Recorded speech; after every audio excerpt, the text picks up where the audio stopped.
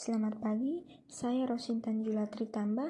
Hari ini akan mewawancarai narasumber saya, yaitu Mbak Cakrawati Gali Ing Nusantari SPD, mengenai dunia pekerjaan. Tempat tanggal lahir beliau Abe Pura, 15 Agustus 1999, riwayat pendidikan S1 Pendidikan Bahasa Inggris, riwayat pekerjaan guru sekolah swasta. Baik Mbak, langsung saja kita menuju pertanyaan pertama. Proses apa saja yang telah Mbak lakukan untuk mendapatkan pekerjaan Mbak saat ini? Serta usaha apa saja yang telah Mbak lakukan untuk meraihnya? Selamat pagi juga Kakak Ros. Saya dengan Cakrawati Galih Ing Nusantari. Saya bekerja di salah satu sekolah swasta di Jayapura sebagai guru staff dalam mata pelajaran bahasa Inggris. Saya akan mulai dengan pertanyaan yang pertama. Saya akan menjawab dengan sebisa saya dan sepengalaman saya. Yang pertama proses mendaftar atau proses melamar kerja. Sama seperti selayaknya orang-orang memasukkan CV dan melengkapi data-data yang dibutuhkan dari company tersebut. Saya juga melakukannya. Kemudian mendaftar, melakukan interview, dan sesuai dengan urutan-urutan yang company tersebut minta. Kemudian yang saya lakukan adalah berdoa yang pasti pertama, kemudian mengasah skill saya, terus membangun komunikasi sama teman-teman, kemudian tetap mencari lowongan yang lain dalam media sosial atau tempat-tempat web untuk mencari pekerjaan seperti itu. Baik, pertanyaan berikutnya. Hal apa saja sih yang membuat Mbak Gali semangat dalam meraih pekerjaan ini, serta kira-kira perjuangan apa saja yang paling berkesan selama ini? Yang buat saya semangat untuk meraih pekerjaan ini karena saya suka anak kecil. Jadi saya kan mendaftar di middle school ya. Jadi mereka kan masih lucu-lucu, masih penuh dengan pertanyaan juga yang lucu-lucu. Jadi itu sih yang buat saya semangat, terutama behavior yang mereka kasih buat saya ya. Itu sih yang buat saya semangat. Terus mungkin lingkungan kerjanya baik,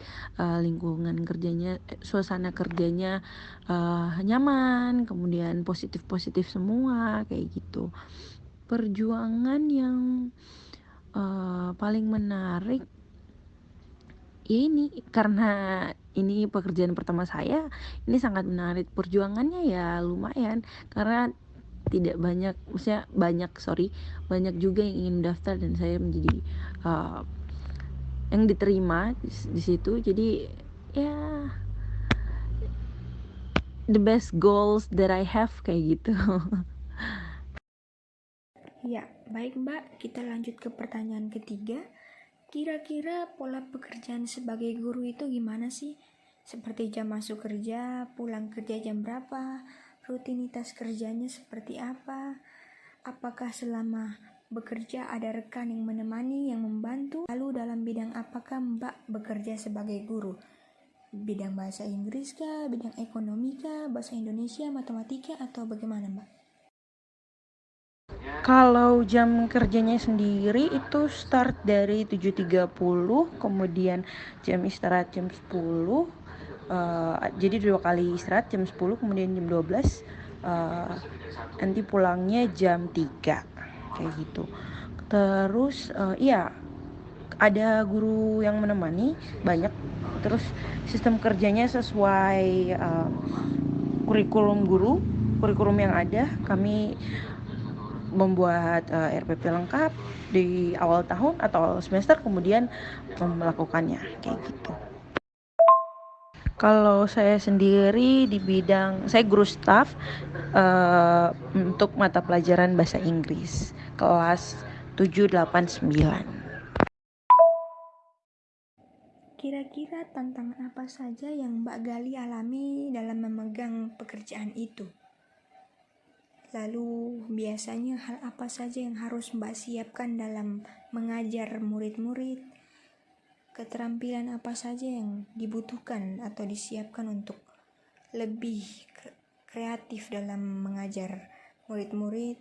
Lalu biasanya adakah kendala yang dihadapi, dan jikalau ada, bagaimana solusinya Mbak mengatasinya?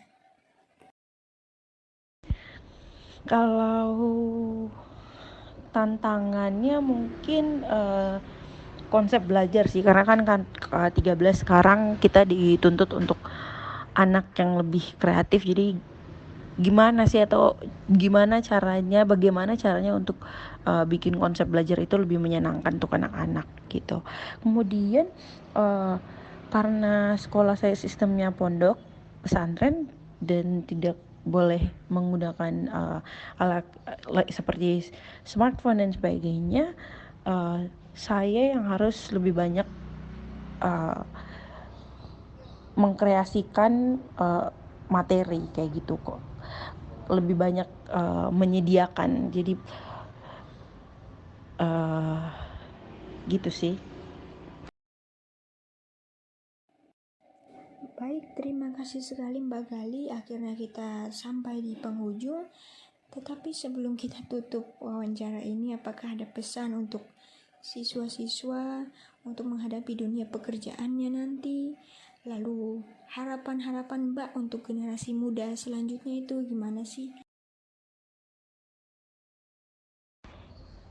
Iya, sama-sama Kak Ros. Mungkin pesannya untuk generasi muda sekarang, tetap semangat, tetap kreatif, terus asah skillsnya, kemampuannya, terus berimajinatif, terus berkarya juga. Jangan malu untuk mengekspresikan diri.